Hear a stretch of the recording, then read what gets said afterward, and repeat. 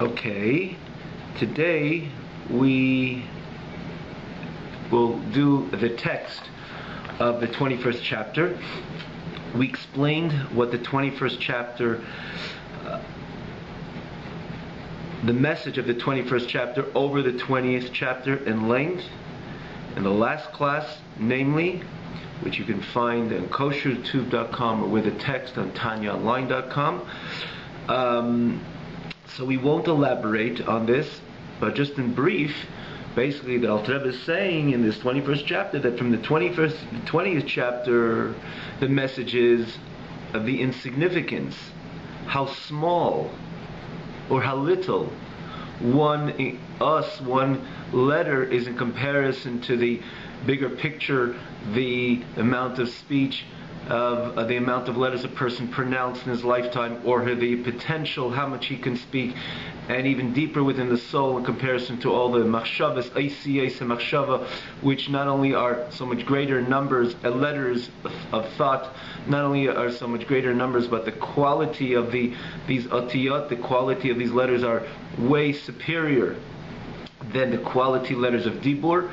And as we get deeper into the nefesh, the atiyot don't even exist within midot or chachma bina das, the intellectual faculties within man. And again, we deal with that ot, which Hashem created the entire world. Ki biko Hashem tzurei lamim, as it says, biyud nivra olam haba, the world to come was created with a yud, and this world was created with a hey.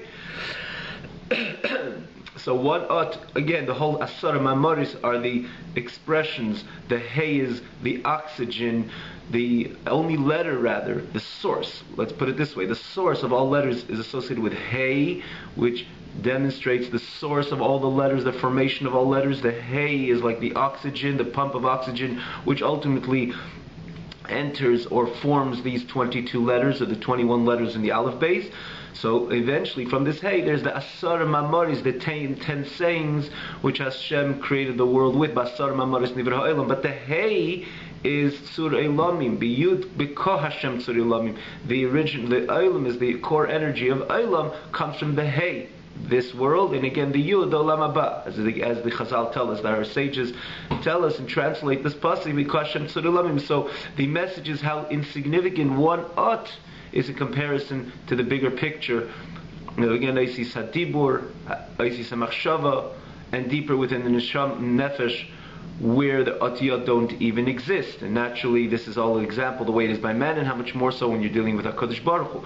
So again, this is very brief, but you could find it with clear understanding in the previous classes. The advantage of the 21st chapter over that is not only how insignificant it is, or how small it is, kind of as almost a non-existent entity, but how it's truly, even when it is still not, which means like this.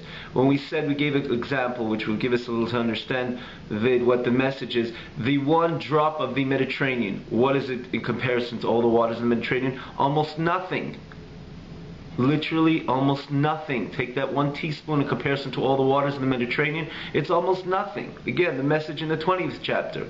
But ultimately, that teaspoon you cannot say it's completely a non-existent entity, for there is a bit of water in that teaspoon.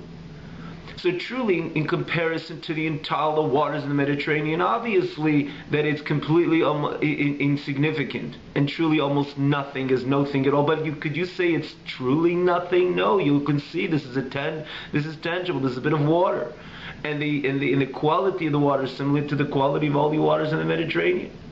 Comes the Alter Rebbe, and similar to when we say one ot, one letter, as the Alter Rebbe uses the metaphor the way it is, the example the way it is by man, is truly insignificant in comparison to all the letters one has spoken or what can speak in comparison to the otiyot machshava, the letters the way they stand with superior quality in the world of thought, with superior quality in the world of thought, or in comparison to the deeper dimensions of the soul where letters don't even exist. True, but ultimately that little one word or one letter which the person pronounces, you can't say it's not. In comparison to the bigger picture, it's certainly almost nullified, but it still is. So how could we say, getting back to which we say in davening, and as it says, like it says, that just like Hashem, you are the only one we've worked creation, and now you are the only one even there is a creation, and the emphasis is this. It's the same meaning to say that just like before Hashem created the world, it was only Hashem. After Hashem creates the world, apparently there is not only Hashem. There is a world as minute as you want to place it in the face of Hashem, but ultimately it is. So there's ultimately two entities: Hashem, the greater picture, but something very small, little crumb, which is Olam, which is truly nullified in the presence of Hashem. But it ultimately is, just like when you say the us, the letter, when a person utters that letter, he pronounces that letter, it still is. So it's not the same. Hashem, after Hashem created the world, there's two entities. One a very small entity in almost nothing, as no thing, but yet it still is. So after Hashem created the world, there is a Olam, and Hashem is not only overcharged, overwhelmingly present in this face of the Olam. Again, the message of Peri Chafal, but it's Chaf, but it still is, apparently. So you can't say it's the same before Hashem created the world and after Hashem created the world, because apparently it's not. Before the Hashem created it was nothing. There wasn't a world at all. There was only Hashem. After Hashem creates the world, you can't say that it's exactly the same. Apparently. Comes down to Rebbe in Perek Chaf and says, this metaphor what I gave you, of the insignificance of one ot, of one letter, in comparison to the nefesh of man, again with all the different levels, they see Hadibur, Machshava, and Midot, and Chachma Bina Das, again like we elaborated in the past, and we're touching upon this again, this example today, is only, but ultimately again, the message that it still is, right? It still is that letter of Ot, that one letter still exists. That only exists by man, not by HaKadosh Baruch Hu. And the message, again, as we mentioned in the previous classes, that by man, once you say a word, it leaves you. So it's not, there's two dimensions of speech. One, that it reveals of something which goes on within you. In other words, a person speaks what he thinks. That's one dimension of speech. Another dimension of speech, that it becomes a separate entity. And as we mentioned, we elaborated in the previous class, that many people have problems of this which they say. It's written in history, and people take it because they can't put it back within the system. It should swallow itself in within the system. It cannot happen once you utter that word. It separated itself from you, so it is, as small as it is and minute as it is, yet it's a separate entity from you, and therefore people take it and write about it and so on and so forth. When it comes to HaKadosh Baruch Hu, that whole idea that something left HaKadosh Baruch Hu and became a separate entity does not exist. Because as we said before, that we explained last week, when it comes to man, he is in one position, and when he speaks, it leaves him. As opposed to HaKadosh Baruch Hu, even when Hashem speaks, you can say that Hashem is here, and that's where it stops, and then there's speech which became separate from HaKadosh Baruch Hu, which again creates a world. We know that there's no place which is devoid of HaKadosh Baruch Hu. So ultimately, HaKadosh Baruch Hu, because Maloi Kol Haaretz K'Vaydei, that Hashem is everywhere, and if Hashem is everywhere, He is ultimately in the place where that speech is. So you can't say it became a separate entity and therefore it exists. No. Hashem is, even after He spoke, He still is in the place where that ot, where that speech is. Take, for example, take that letter. If it could have been a possibility to go back it up and put it back into the system within man, it would be completely not only nullified in comparison to the bigger picture, it would really turn back to a state of not. The problem is we can't do that. Once a letter left us, it really remains out there. But theoretically, if you want to understand this, take that letter, that letter, in this time before I spoke it, or let's say after I spoke it, if I could put it back into the system, it really becomes to a state of non-existence. Because when does it exist as a structured letter? When I uttered that letter, when I verbally said that letter, expressed myself with that letter. But prior to that, the way when it was in the koach, the potential state of speech, or deeper in the potential, in the oisis hamachshava, when it was again part of my thought process, or deeper yet within my feelings, which atiyot don't even exist, or even deeper within the soul, where you're dealing with the intellectual faculties, chachma bina das, which atiyot certainly don't exist. That at is completely gone. Gone means it's not there. You're talking prior to the manifestation of that ut, or let's say theoretically, which does not exist by man, theoretically they could put it all the way back into the system. It'll come to a state of completely nothingness. True nothingness, not only in comparison to this soul. And by HaKadosh Baruch Hu is that even after he says it, even he spoke creation into being, nonetheless Hashem, which is everywhere, there's no stop and say, this is where Hashem stops and that's where his speech kicks in, or his speech, that letter becomes separate. There's no place which is devoid of HaKadosh Baruch Hu, hence there's no place which is separate from HaKadosh Baruch Hu. Hashem is in the place where he speaks.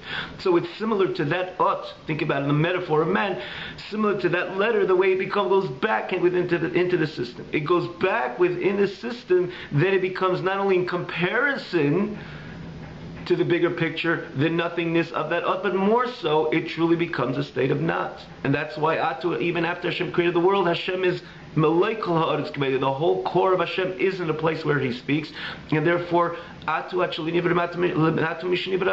is there just like when he was created. Before he created the world, it was only Hashem. Now after Hashem created the world, there's still only Hashem.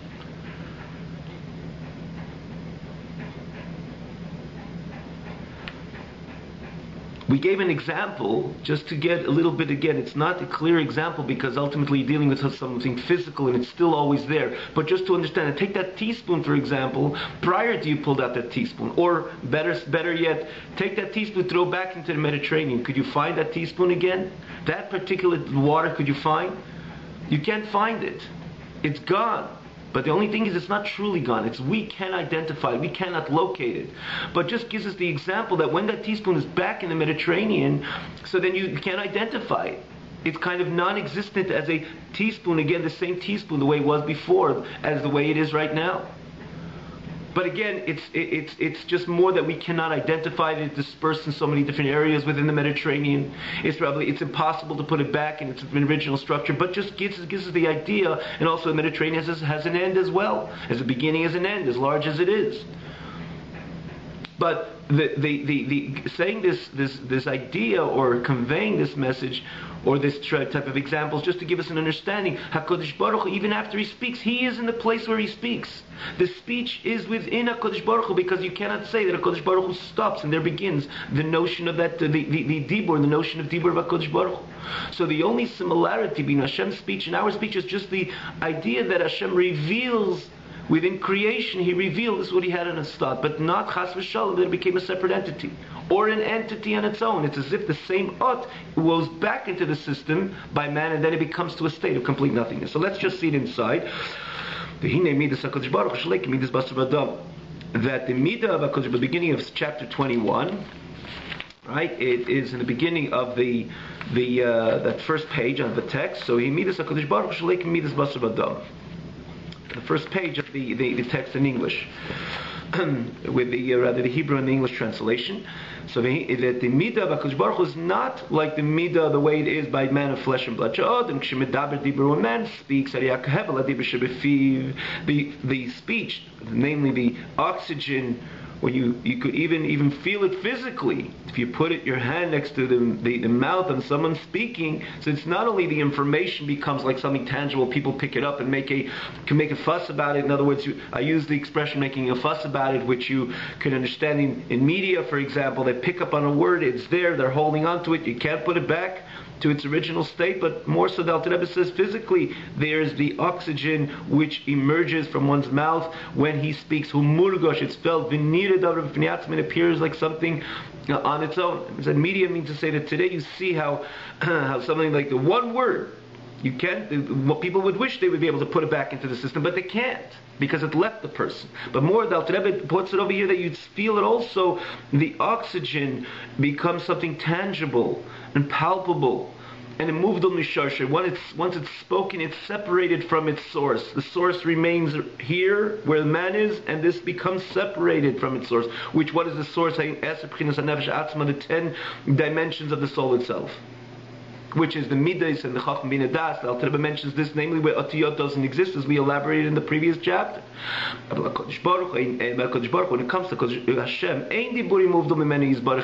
his speech is not separated from him.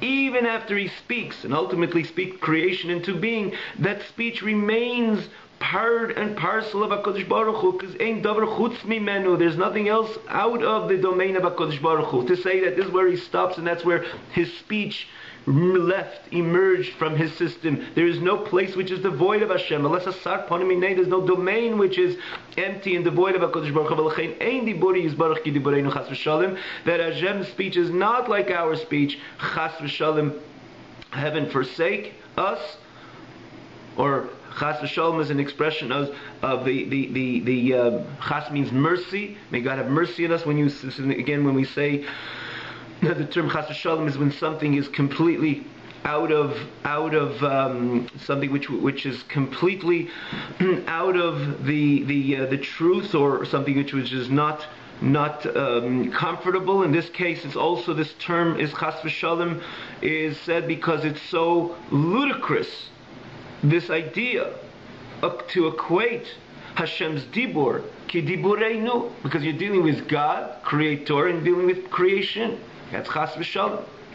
And where do we see it? Like Hashem's thought is not like our thought. Like it says clearly, explicitly in the verse, that my thought is not like your thoughts. And similarly, Hashem's speech is not like our speech. Uksiv, and it says, my ways are so much loftier than your ways. There's no comparison to speech of man to the speech of God.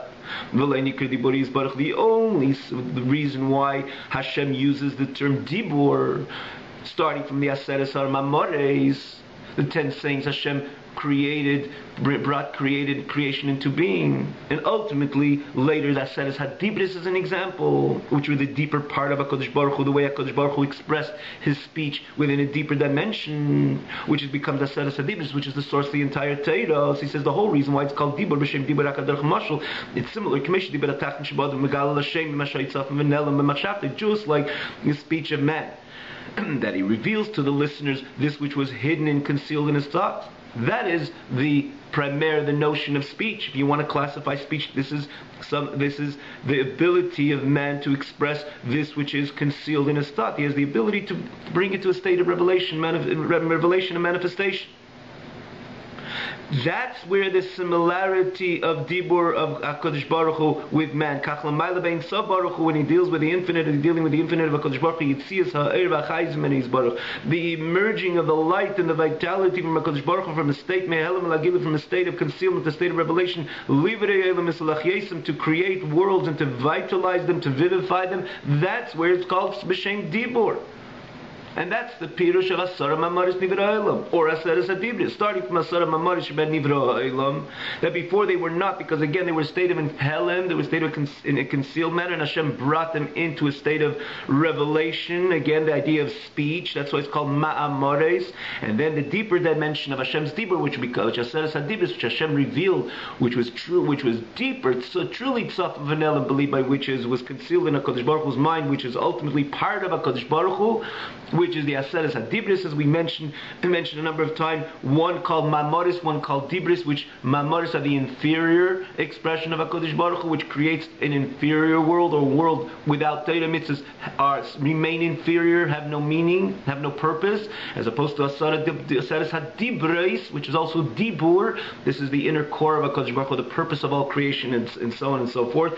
This is as is brought down, the Mamoris are called Milin Dehedyeita, this simple words, as opposed to the deeper, meaningful words of HaKadosh Baruch Hu, which came across Torah HaKadosh Baruch Hu revealing the Torah primarily with Aseres HaDibros. These are Aseres. So all this again was as well similar to the idea of Dibur or Aseres HaDibros, because this again has that dimension that it reveals this which is hidden. And so it says Shaykol HaTorah, the revelation which came through the Nevi'im, through the prophets, and again as it becomes one of the compartments of Torah, and Ksuvim, which is we know the Tanakh, Torah, Nevi'im, Ksuvim, Shisigu Nevi'im, Imanuel, which the prophets precede with a vision of their prophecy. So Arieh, so this is the only similarity when we want to think about the idea of Dibur, the similarity to man. If you could use the word similarity to man.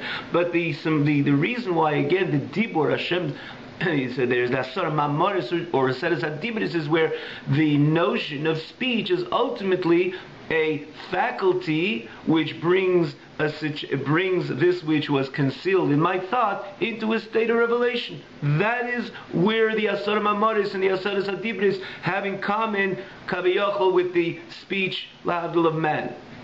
But when it comes to the separation of speech, there's no similarity at all. When it comes to HaKadosh Baruch Hu's speech and it comes to HaKadosh Baruch Hu's thought, even after they come to a state of expression, they still always miyuchadisim. Like again, we elaborated last week in the beginning of this class, they always remain together with Him with the ultimate unity. It doesn't become a separate entity because Hashem is in the place where He spoke.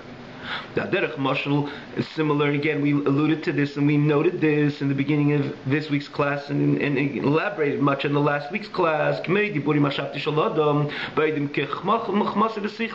Just like the speech and thought of man, when they're in the state of Chachma and Seichel, when they're in the state, they're still in the state of the intellectual faculties of man, which is as Chachma bin Adas. As we mentioned, there the Otiyot don't even exist. You take that speech which was ultimately uttered as it came down, evolved from intellect into feelings. Again, that's how the process of man, till he's able to speak, till he utters till the expression of speech is ultimately a koach, a energy which evolves from the deeper parts of man, from his intellect, via his feelings, via his thought, and ultimately comes to an expression of speech. So take that same ot, that same letter, and trace it back to where it came from, where it's in the state of chachma v'seichel, there is no otiyot, or even b'tshuka v'chem d'shibelivim, when it's a state of a feeling or a desire in his heart, there is no otiyot. Kodem she'ol somei alev l'mechel arba, before it ascended from the heart to the mind, to the machshava, where there is the initial state of formation of letters, prior to its coming from the heart to the machshava, to speak, to think rather, where there is already the beginning, the initial state of structured letters, and eventually it becomes more concrete letters when it comes into the world of speech. But before that, when it was still in its original state, where were those letters? Were they something and nullified to a bigger picture, or they were completely not? The answer, they were completely not in their original stage. Then these letters of thought, or these letters of speech, which came from the desire of the man's heart, when they were in the potential state in the heart, and then they were complete in the state of natum. They were completely one b'sharshan in their source, which is again maybe feelings or chachma v'seichel, or deeper within their source, which is in the intellectual faculty, where everything initiates there, shebemayach, within the brain of man. And again, it comes into chemda tshuka shebelev, into the yearning or into the desire of man, which that's the way that it evolves. Someone understands something intellectually, then he has a drive to it, which he develops a feeling in his heart, and then it travels into, it becomes a structured thought. That's where again the formation, the initial place where there is the formation of letters, where letters form themselves, and then they become concrete letters in speech. The person utters those words which he spoke. But take that same word and put it in the place where it originated from. It's not something very small. It is in a state of complete nothingness, as no thing at all.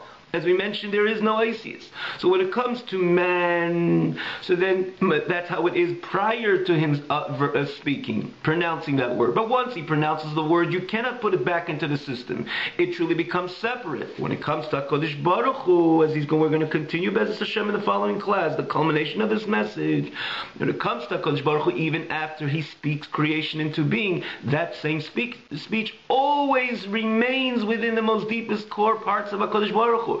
Because the part of these deep core parts of HaKadosh Baruch Hu did not go anywhere. Lesasar Poni Minei, their whole Eibishter, the way he is, with his inner core and his inner essence, it remains in the place where that speech has been pronounced and ultimately thus created a world. So every part of Olam, which is a part of the creation, or part of the expression of Hashem's Dibur, and that is ultimately overwhelmed by the core essence of HaKadosh Baruch Hu, where Otiyot don't exist. Hence that Dibur which created Olam is ultimately always in a state of nothing is no thing. And that is the Pirush, that even Ato, even Hashem, you created the world, is still only Ato, is only you, not only something which is very minute and small and tiny in comparison to you, but still is, but there is only you, HaKadosh Baruch Hu. Have a great night.